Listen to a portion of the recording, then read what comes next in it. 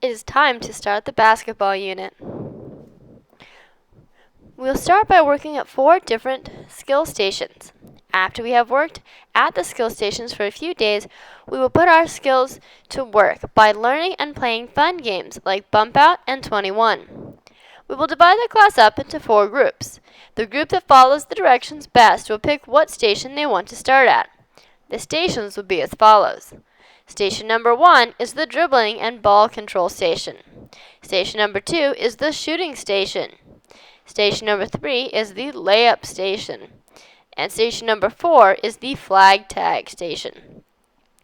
The teacher will divide up what time remains in the class period once all the groups are at a station and ready to start by 4.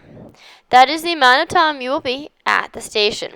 For example, if you had 40 minutes of class, you would have 10 minutes at each station. You will stay at each station until the teacher tells you to rotate. When your group is told to rotate, you must clean up your station before you go on to the next one. This means that the basketballs, cones, or anything else that you were using is put back into place. Station 1, the dribbling station, will help you work on the skills of dribbling and shooting. Dribbling is just a fancy way of saying bouncing the ball. Any time that you are taking steps with the basketball, you must bounce or dribble it.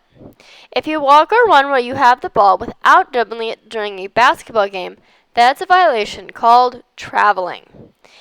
It will result in a turnover. In other words, your team will no longer have the ball. It will be given to the other team. Another common violation that happens when dribbling the ball is called double dribble. This happens whenever you have 2 hands on the ball at the same time, or if you dribble and stop and then try to dribble again. It is okay to dribble with your right hand and then dribble with your left hand. Switching hands while you dribble is a good thing. You just can't touch the ball with both hands at the same time. You might hear coaches say to their players, "Don't give up your dribble." That means don't stop dribbling and hold the ball, because once you do that, you can't start dribbling again. If you do, the official will stop the game and call a double dribble violation. When you stop your dribble and hold the ball, you really only have 2 choices. You must either pass the ball to a teammate or shoot the ball. When you arrive at station number 1, you will find 4 basketballs spread out across the baseline. You will divide your group so that 2 people stand behind each ball. Sometimes you may not have enough people in your group, so someone might be alone and need to go twice. This station is not just a dribbling and shooting station, it is a cardiovascular workout station. When you stand behind your set of cones and look to your right, you will see a specifically colored cone. A few feet further on your left, you will see the same color cone. The cones will alternate from your right side to your left side. You can go as slow or as fast as you want at this station. It is only a race if the 2 people next to each other agree to race and agree to start at the same time. When you go, you will first dribble to your right all the way around the outside of your first color cone. You will then continue forward and move a few feet to your left to go around the second cone from your same color group. You continue this back and forth motion as you make your way to the last cone at half court. From there, you will make your way to the basket to take a shot. You can take any type of shot you want from any distance from the basket. The catch is that you can't return until you either make a basket or try 3 times. In other words, if you make it on your first shot, you can come right back. If you miss it, you must take a second shot. If you make it on your second shot, you can come right back. But if you miss it, you must take a third shot. It doesn't matter if you make it or miss it on your third shot.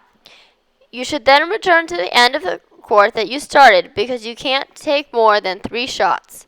Don't forget that you must dribble back and forth between your same color cone set on your way back. Sometimes people forget and just dribble straight back without going between the cones. That is not correct.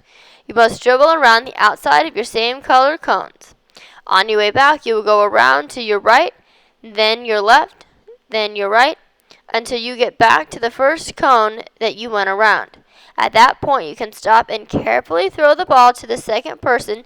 You should be waiting behind the deck ring at the baseline. Station number 1, the dribbling station and ball handling station, is the station that will give you the most cardiovascular exercise because you are doing a lot of running when you go around your cones all the way down to the other side of the court and shoot the ball before you have to go back to the other end of the court while going around the cones again. But station number 2, the shooting station, is the station where most of the injuries can occur if people are not careful. Station number 2 is called the shooting station. Everyone except the timer will be shooting their basketball at the same basket at the same time. That means there could be up to 7 basketballs flying in the air and coming down at the same time. Therefore, you need to be very careful when you are at station number 2, the shooting station. Here's how it works. When your group arrives at the station number 2, the captain will use the stopwatch to give all the other players a 1-minute timing. The captain should not start the stopwatch until they are sure that everyone in the group is ready to shoot. In other words, they should not start until everyone has the ball and is ready and focused on the basket. When the captain says, "Go!" they start the stopwatch and all the other players start shooting at the same time. Each player is responsible for keeping track of their own points. Every basket that is made from inside of the key is worth 1 point. The key is that rectangle box around the basket. Any points that are made from any place outside of the key or rectangular box is worth 2 points.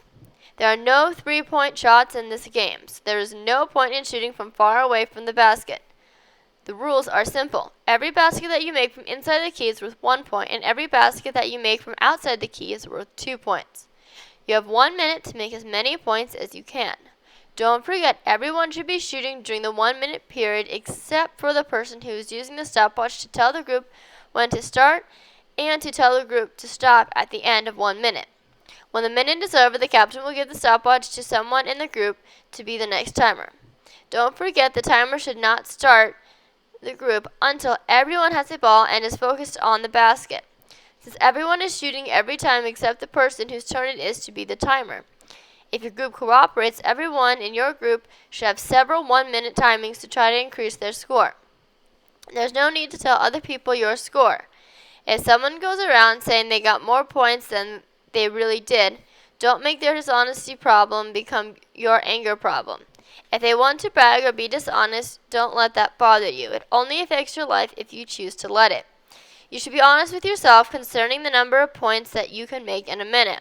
That way you can try to set new records for yourself each time you get timed. People who make up numbers just to brag don't ever really get to know if they are even improving. Don't forget, there is only one person using the stopwatch and being the timer at a time. The captain will decide the order of who gets to be the timer. Everyone who's not being the timer should get ready for the timer to say go. Be careful, there will be many basketballs flying around at the same time. When the teacher says rotate, stop and put the basketballs back on the deck rings. Please be careful with the stopwatch. Put it down gently and carefully and go to station number 3. Station number 3 is the layup station. Layups are probably the most important shot you can learn to make. When you get to this station, your group will be divided into 2 lines, a layup line and a rebounding line. Don't spend time arguing about what line to get in. The half of your line can go to the layup or right side, and the last half of the line should go all the way to the left side of the court to be in the rebounding line. Make sure that your lines don't start to move closer to the basket or closer to the center of the court. The first person in each line should be waiting behind the designated cone near half court and the sideline. Watch the short video clip to learn how to do a layup and what the drill looks like. It's a basic part of the game when you're on a fast break to score the layup. It's also the easiest shot to make in the game. When going for a right-handed layup, you want to make sure your players are jumping off the left foot, going as high as they can with the right hand, scoring with the right hand. When going for a left-handed layup, jumping off the right foot, scoring with the left hand. A good way to remember that is pretend you have a string tied from your elbow to your knee, so when your right hand goes up with the ball, the right knee goes up. If you're going up for a left one, your left hand and your left knee go up. What we're going to do here is a basic rebounding drill and layup drill where the players are dribbling in with their outside hand, the hand away from the hoop, all the way towards the basket, jumping off their inside foot, which is the proper foot for the right-handed layup, scoring with the right hand. Alex, you ready to go? The other lane will be rebounding the whole entire time. Ready? Go. Up, score, good. Go.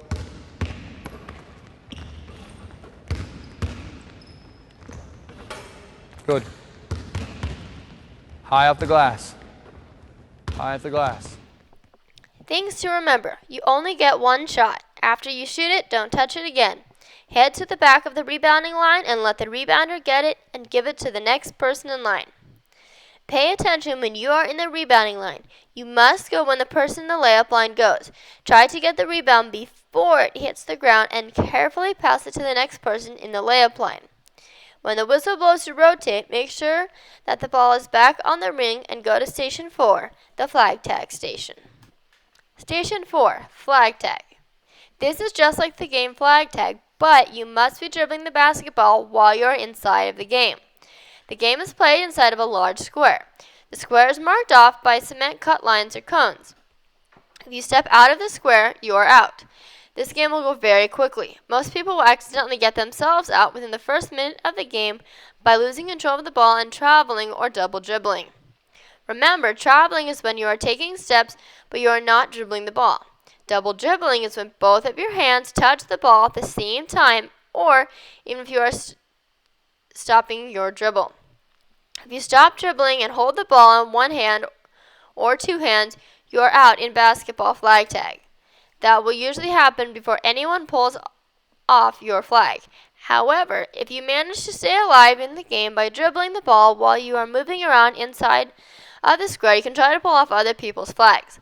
Just remember that as soon as you hold the ball or stop dribbling, if you are moving, you are out.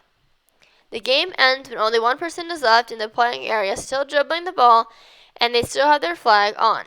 Don't spend time arguing. Just let the game end so that you can quickly start another one. Make sure that everyone has the ball and is ready before the captain says, "Ready, go," to start the next game.